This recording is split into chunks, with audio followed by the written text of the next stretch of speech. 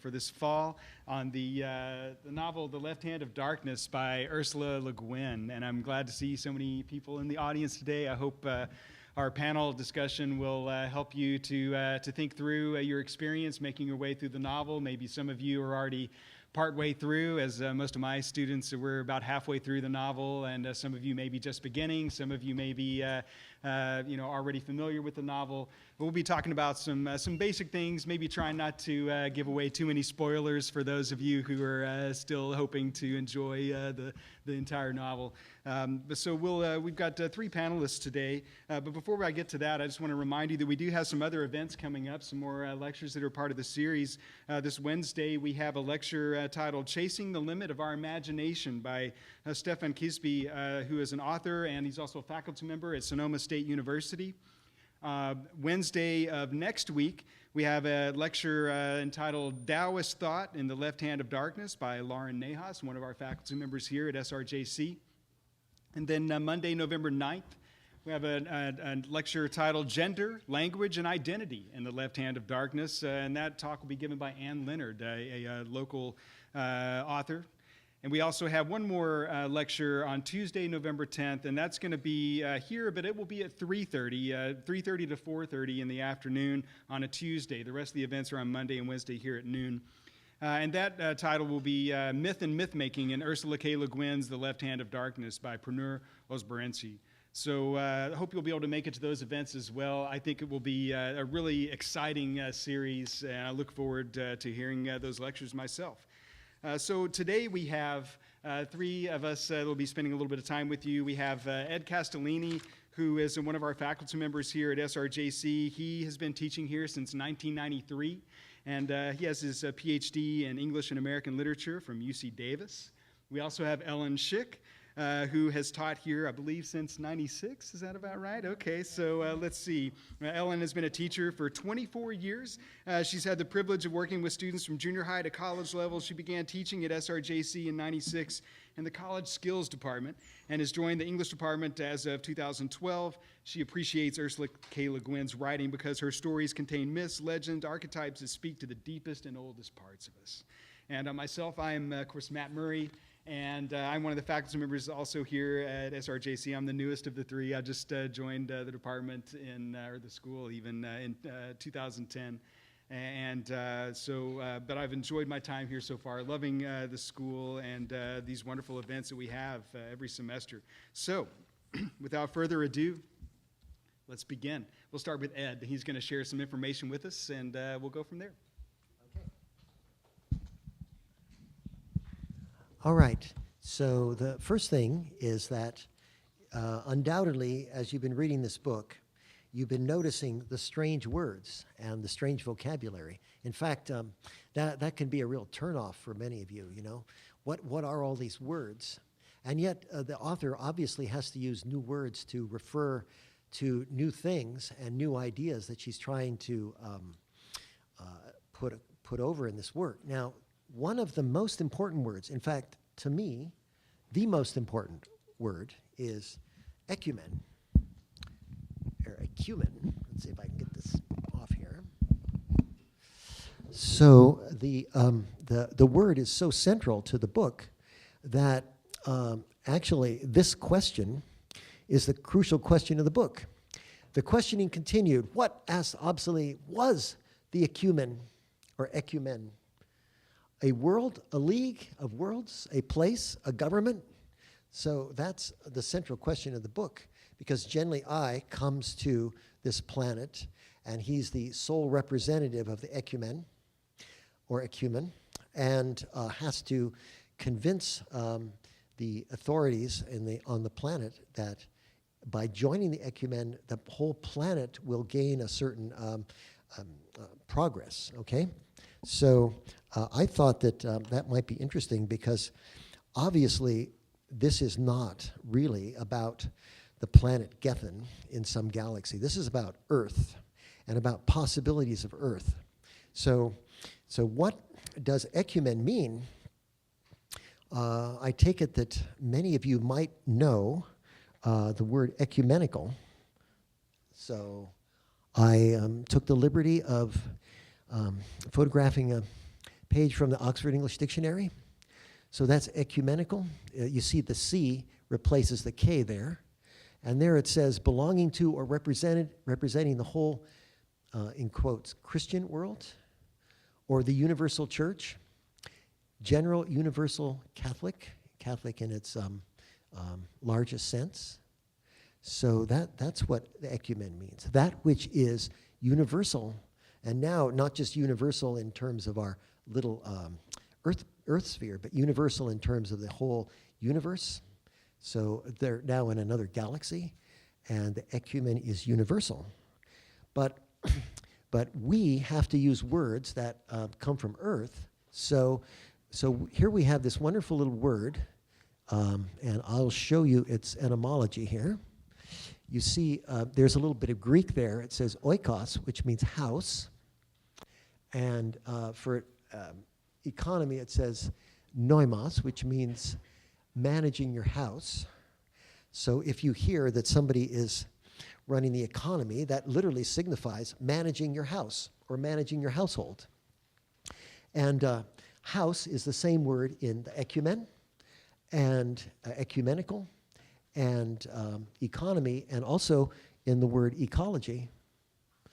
And as you see, it was also became a classical Latin word, and this is its obsolete sense, the art or science of managing a household, especially with regard to household expenses. But the ecumen is much larger than that. It actually implies the entire universe. So let's see, let's go back here. All right, so now we're prepared to look at the answer that Genly gives. So what was the ecumen? And he says, well, all of those and none. Ecumen is our Terran word. So terra, right? Terra, earth. Our earth word. In the common tongue, it is called the household. In Kurdish, it would be the hearth. So has Ursula Le Guin been consulting the Oxford English Dictionary when she was writing this book? Because there you have household, you see, going back to the original derivation of ecumen, or ecumenical. And in Kurdish, it would be the hearth. And now, what is a hearth? Well, the hearth is the fireplace in the center of the household. The fireplace is the center of warmth and the center of focus for the whole family. So wouldn't it be great if the whole universe could be around the same hearth? And then it says, but the ecumen is not essentially a government at all. It is an attempt to reunify the mystical with the political. So we'll hear a little bit more about that from Ellen. Imagine reunifying the spiritual or mystical with the political. When was the last time you heard a politician try to unify something in the political sphere with something that actually referred to the heart? And of course, is mostly a failure. So Genly is prepared to say that we still haven't got to something completely ecumenical, but its failure has done more good for humanity so far than the successes of its predecessors. So this is as far along as humanity has been able to reach. It is a society, and it has at least potentially a culture. It's a form of education. The motives of communication and cooperation are of its essence. Imagine if everything on Earth was governed by communication and cooperation, so that what really mattered to us is that we could communicate with each other and cooperate with each other. Now that's what Genly wants for this planet, you see. Ecumen as a political entity functions through coordination, not by rule. So it doesn't say you must do this. Actually, you have to consent to it because as he'll say later in the book, there's such a thing as mind speak, and if you on Earth possess mind speak, you must speak the truth. You cannot say a lie. Very interesting. It doesn't enforce laws. Everything is done by consent. Now he uses the word open trade, and you might even think of the word economy, which goes back to ecumenical and ecology. Open trade is really what I'm here to set up. Trade, now I have to think of trade in the biggest terms, not only in goods, but in knowledge, technologies, ideas, philosophies, art, medicine, science, theory. My job here really is to find out if you're willing to communicate with the rest of mankind. So this is the essence of the novel. Can Genly I convince the people on the planet Winter to join the Ecumen? And but as I said, the Ecumen really is planet Earth, and there's a very interesting person on our Earth whom I will show you in just a second here. Let's see. Yes, that's Thomas More. Now, you may not have heard much of Thomas More, but he wrote a book called Utopia. And the more I read of Estroven in the novel, when he has a chain of office around his neck and wears a tunic like that, the more I think that she modeled Estroven on Thomas More. Now, when he wrote the book Utopia, he had the idea that he was going to talk about a place that didn't exist, hence you, which means not, and topia, which means place. And for him, the idea was that we could imagine a future state of society in which things would be better, which would be improved overall, and that would be a utopia. Let's see here. Oh, well, that's, okay. Now, so we have the idea of, oops, back. So now, in the book, however, Genly I comes offering a kind of utopian vision to a dystopian society. Now, dis always means not, right? So you have, whenever you have somebody offering a utopian vision, as Thomas More did, you could also have dystopian visions. And in fact, very shortly after, about a century after Thomas More, Hobbes wrote his Leviathan, which he said, life for human beings is nasty, brutish, and short. And there can never be a utopia because of the nature of human beings. And we face, right now, 2015, a conflict between utopias and dystopias. And this book offers 3 dystopias, actually, and I'll just mention them very quickly and then we can go on. The first dystopia is if human beings abuse nature to the extent that nature begins to turn against the human race. And in this planet, the whole planet is adverse to culture. It's so cold that generally I can never warm up. And the whole planet is sort of frozen in place. It's stagnant planet, right? And another dystopia is going back to the past, the useless outworn past. And that's the first country, Karhide, which resembles a feudal society, which we have abandoned, luckily, 500 or 600 years ago. Thomas More stands right at the edge between the Middle Ages and the modern age. He was the chancellor for Henry VIII. And then you have a future society, which could also be a dystopia, in Ogorain, in which you have a complete police state, in which the government knows everything about everybody and you can't make a move. You can't even go from one place to another without informing the government. So here you have 3 very adverse potential futures, and the book explores them in detail.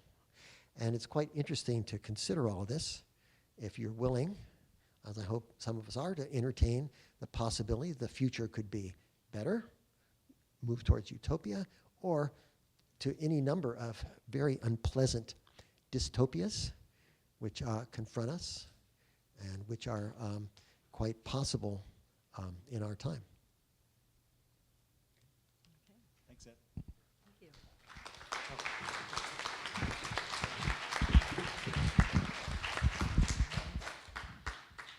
Thank you, Ed.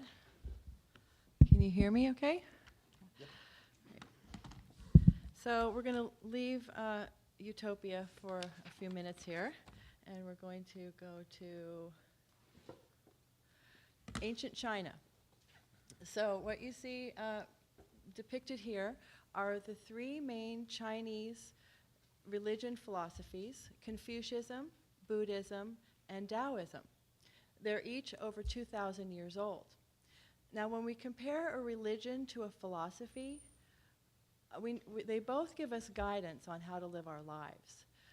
But with a religion, it usually has a deity and observed rituals, whereas a philosophy generally does not. But with these three philosophies, they do share a common ritual, and that's meditation. So Confucius is the founder of Confucianism, Buddha is the founder of Buddhism, and Lao Tzu is the founder of Taoism. And his teachings are in this little book called the Tao Te Ching. And this little teeny book of 81 little chapters of verse has been translated into English over 100 times and has over hundreds of interpretations. So that tells us how difficult this philosophy is to talk about and to define. So the Tao philosophy basically says that before the universe began, there was the Tao. It's formless and nameless. The Tao is the universe in physical manifestation. And everything in the universe is being manifested by the Tao. And this cycle just goes on and on. So you can think of it as sort of like a flowing river, where the Taoist philosophy tells us to just go with the natural flow of the river, to go with the natural ebb and flow of life. The next slide, okay. So some of you are familiar with that. Is anybody familiar with that image? It's pretty well established in our culture here. So the Yinyang, and the Yinyang is a very ancient symbol. It was adopted by Taoism. And the Yinyang is how the Tao manifests in the physical world. On first inspection, we might see it as polar opposites. We might see male, female, black, white, light, dark, political divisions like Democrats, Republicans, the red states, the blue states, border disputes, us versus them. When we divide and when we go against that natural flow is when we run into problems. So the yin-yang shows us also that everything is interrelated. And with understanding, we can begin to see these polar opposites as a unified whole. So sort of what Ed was saying, the unification of everything. Ursula K. Le Guin, in her essay, Is Gender Necessary? She writes, our curse is alienation, the separation of yang from yin, and the moralization of yang as good and yin as bad. Instead of a search for balance for integration, there is a struggle for dominance. Divisions are insisted upon. Interdependence is denied. The dualism of superior-inferior, ruler-ruled, owner-owned, user-used might give way to what seems to me from here a much healthier, sounder promise of integration and integrity. That's a core of the Taoist belief. So you're probably wondering why I'm talking about this little book when we're supposed to be talking about the left hand of darkness. Well, because this little book is tucked inside the pages of this book.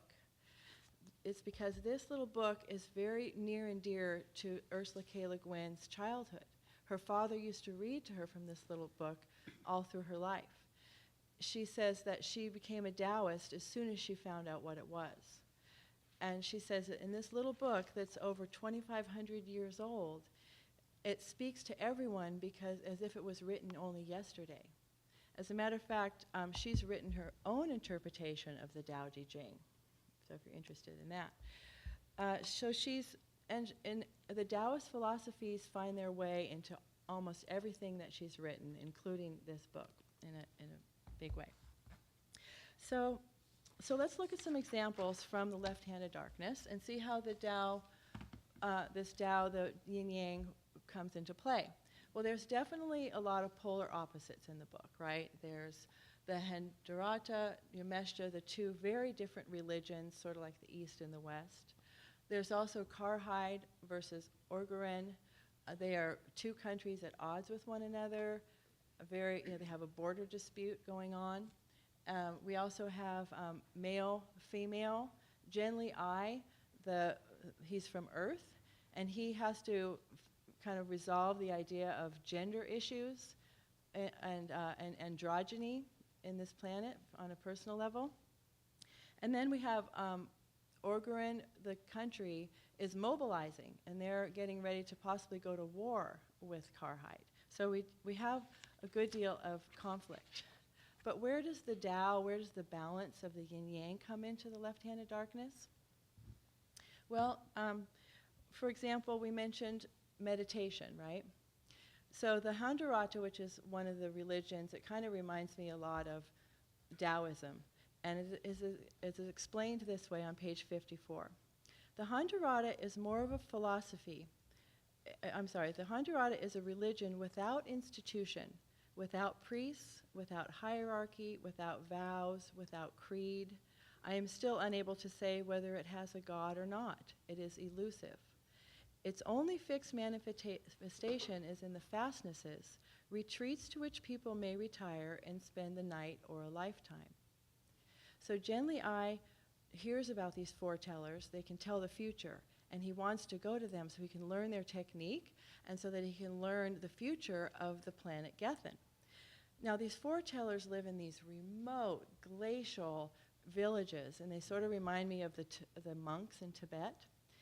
And so they meditate for days, and then they answer the posed question. And what's interesting is they value ignorance, but not in the way we think of it. They clear their mind and become fully integrated with the rest of the universe, with the Tao, with the yin-yang. And as a result of this deep meditation, they don't see the world as polar opposites. They see the world, they see everything at once, and therefore they can see the future. So Genly describes it as, it's not so much a prophecy as an observation. And so when we're sitting and we're ignorant, we are returning to the Tao. Fox, one of the foretellers, explains it as, ignorance is the ground of thought. It is an introverted life steeped in that singular ignorance, and out of that silence rises the foreteller's voice. Okay. Another example of this integration and the Tao in left-handed darkness is, like Ed was mentioning, the Ecumen. And I will repeat the quote because I think it's very valuable, that says, when Genly is asked to describe this Ecumen to the government, to the commensals, he says, open trade is really what I'm here to set up. Trade in not only goods, but knowledge, technology, ideas, philosophies, art, medicine, science, theory. My job here is to find out if you're willing to communicate with the rest of mankind. So, but unfortunately, the government still sees things in polar opposites, and they go into fear, and they put Genly in prison, and I won't tell you what happens. I don't want to have any spoiler alerts here. Can't know yet. And then the last briefly, because I know Matt has a lot to say. Another important theme is the idea of androgyny. And when this book was written in 1969, we didn't have conversations about gender. It was very, not integrated. But now, 40 plus years later, we see gender as a continuum. So when Ursula K. Le Guin wrote this book, it was a thought experiment. She wanted to see what would society look like without gender. Okay? So I just want to leave you with that, and I turn it over to Matt. Thanks, Ellen. Mm-hmm.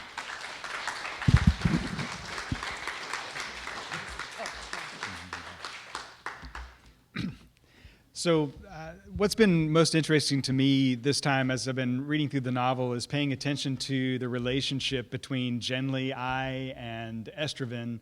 I really feel like it's fascinating to me. It's a mystery to me still in many ways, but the more I pay attention to it, the more it starts to make sense as to why it evolves the way it evolves. So I'm just going to try to walk through the book and pay attention to a few moments where we see some of this stepping out of the novel. I'm not going to try to cover, I'm just barely going to scratch the surface, in fact, with the passages where we see, for example, Genly continually reminding us of how uncomfortable he is with femininity, and we see that even he, to a certain extent, is aware of that, even if he may not be fully aware of how that is a block to his mission.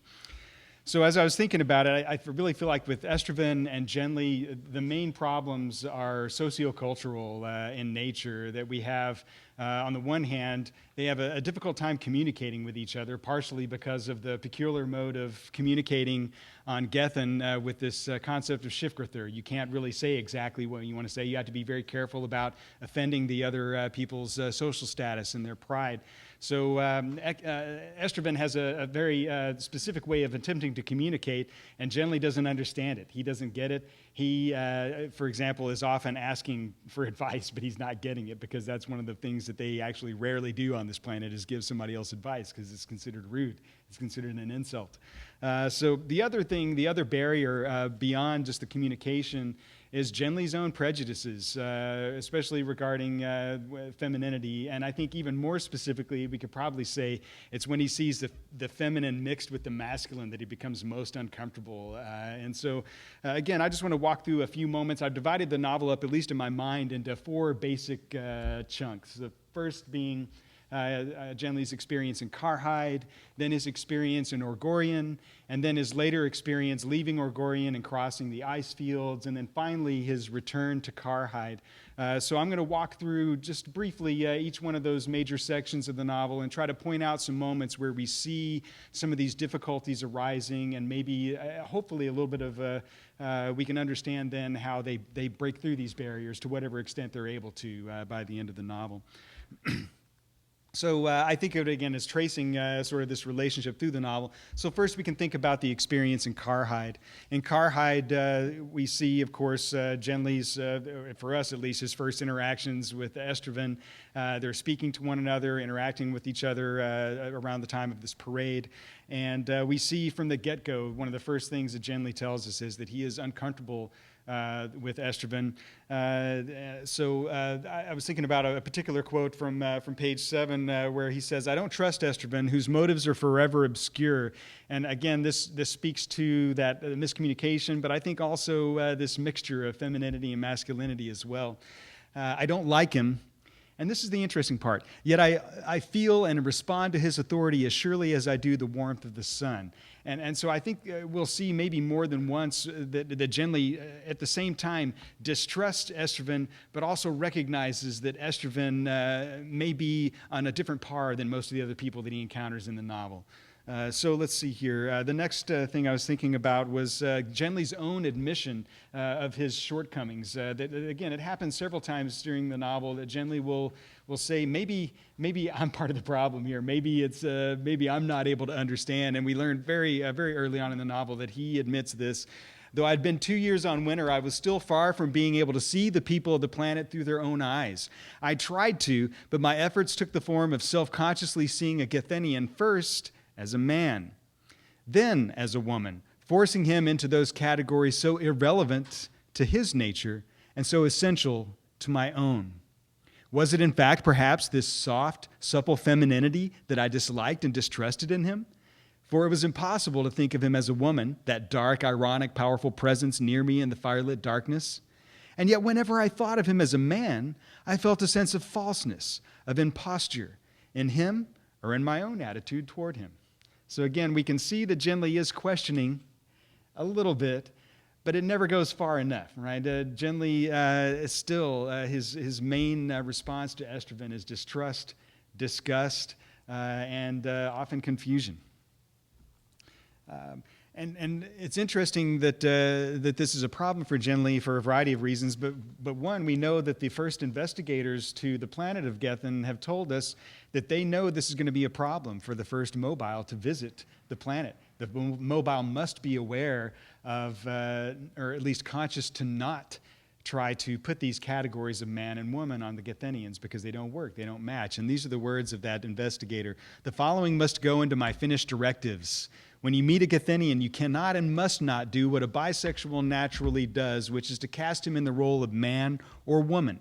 while adopting towards him a corresponding role dependent upon your expectations of the patterned or possible interactions between persons of the same or the opposite sex. And I think this really gets to the heart of one of Genly's main problems. He does let this interfere with his mission, with his work. He lays his expectations about the possible interactions with him and Estroven and the other people on the planet. He tries to make it fit into this idea of these polar opposites, male and female, masculine and feminine. So now we'll move to the next section. So eventually, of course, Estroven is exiled, and Genly knows that there's really nothing more politically he can do in Karhide for the moment. So eventually he winds his way up to Orgorian. So we'll head there now. So thinking about what happens in Orgorian, we see almost immediately Genly is still distrustful of Estroven. It was plain, this is as soon as he sees that Estroven is also in Orgorian, it's plain that no tolerable relationship could exist between Estroven and myself. So he's still blocked. He, of course, at this point has swallowed the bait. He feels like Estroven is a traitor. He doesn't know if he can trust him. He doesn't know what his motives are. And so he continues to just see him as an embarrassment, as somebody who's getting in the way of his mission. And in fact, he's also concerned in general about his mission and the fact that most of the people on the planet don't really seem to take him that seriously. They don't really treat him as somebody who's actually from an Ecumen or another world even. They think he's a spy. They think he's just someone trying to cause political chaos. And so, again, we see him recognizing that lack, but also recognizing something interesting about Estroven. Not one of them had brought himself to ask enough general questions to form any adequate picture of Terran or ecumenical society, except perhaps Estroven. So even Estroven, he's the one who's been asking questions. He's the one who understands more than anyone else on this planet what Genly's mission is and is sympathetic to that. And yet that's something, again, that Genly cannot see. So now we'll kind of flip it over and take a look at how is Estroven seeing all of this? What are these interactions like from his point of view? And one of the things that we notice in this section is that Estroven is acknowledging that Genly's asking a lot of the people of Gethin, right? He just shows up and expects them to accept him for who he is. Indeed, Genly demands of us an inordinate trustfulness. To him, evidently, it is not inordinate, right? But again, it's interesting that Estroven doesn't allow this to get past him. In fact, Estroven, we'll see soon, is one of the few people that really does extend any trust toward Genly at all. So Estroven is also someone who's been guiding all of these events in some way or another. In fact, maybe even the fact that Genly has ended up so safe and secure, at least for a time, in Orgorian, is due to Estroven's help in some ways. I was the one who set this machine running, Estroven says, and now I cannot control its running. For this useless sneaking life, I threw away my power, my money, and my friends. So Estroven has sacrificed everything. He sacrificed his position in government. He sacrificed his friendship, his money. He's sacrificed everything from his homeland and now is in exile for the purpose of furthering Genly's cause. And yet Genly still can't see this. And in fact, at this point, Estroven really feels like he's to blame for the failure of this mission in many ways. So now we'll shift to the third section of the novel, thinking about the escape that they make. Eventually, of course, Genly is put into prison and is rapidly getting very, very close to losing his life. When Estroven is able to rescue him from this prison, they escape and are both now exiles from all society practically on Gethin. So they have to rely on each other to survive, and literally they have to do this in order to survive crossing the Gobrin ice sheet. Where they're, of course, in close quarters. They're moving through the field of ice, through blizzards, through snow, through all kinds of other weather, and spending their evenings in a very, very small tent. So things are getting very, very close and personal here. And yet still, even after having his life saved, Genly still doesn't trust Estroven. I don't mean to be unjust, Estroven. And Estroven at this point has already gotten to the point where he almost is in fact, I think it's in this very passage where he says, I have my hand on my knife and I wanted to cut this guy, but I want to calm down. I need to calm down and just, remember that he's from another world. He doesn't understand how things work here. Maybe that's part of the problem.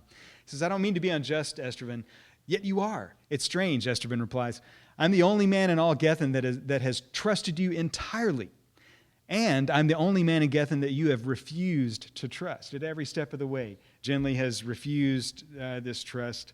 And again and again, we see when that happens, Genly most often refers back to this femininity that he sees in Estroven. That is, he can't accept it. He's not able to break through that and to see that Estroven is really on his side.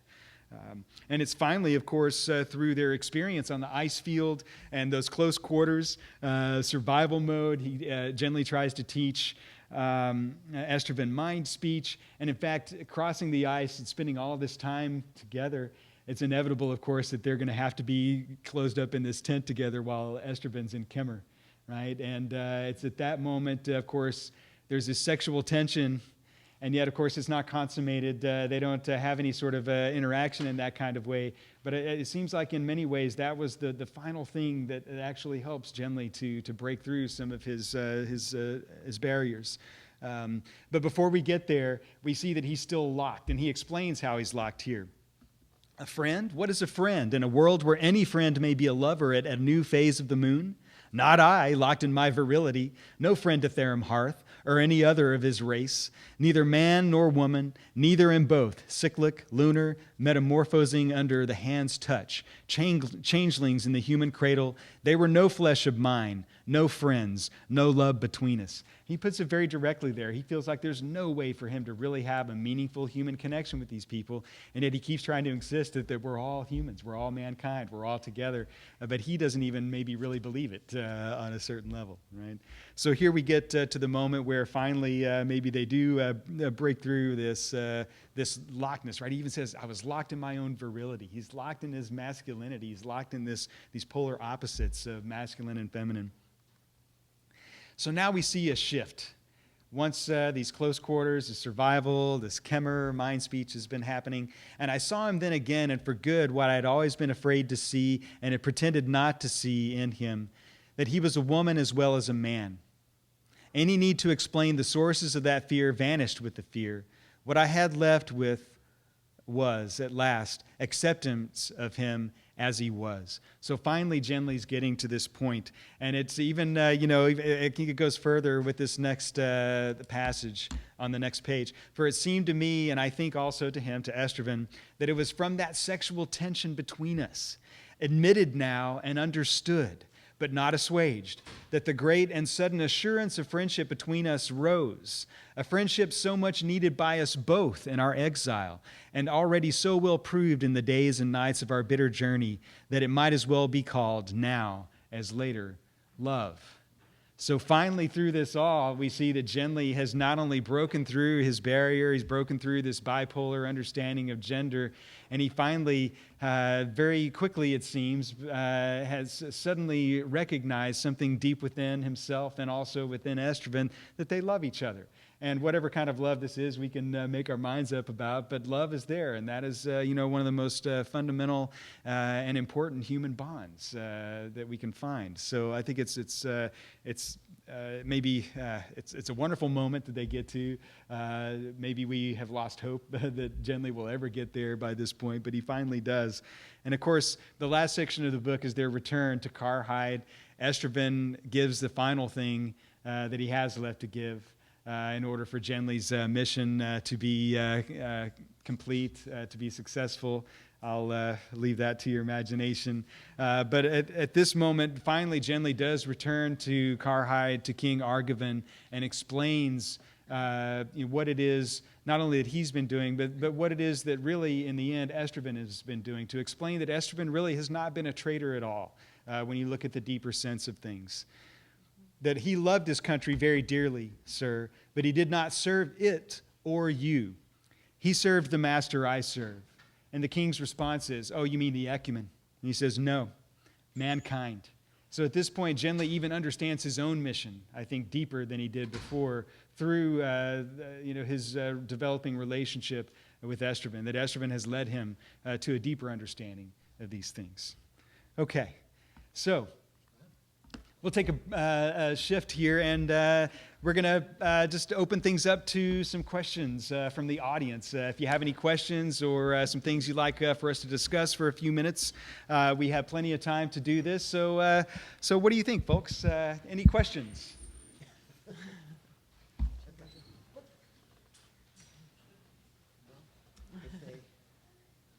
Anyone? Questions for me? Question for Ellen? For Ed? If they don't, for all of us? If they don't, I can add something. Okay. Well, maybe while you're thinking, Ed, we'll add a little bit to our discussion here. Certainly, we have plenty of time, so if you do have some questions, feel free to raise your hand.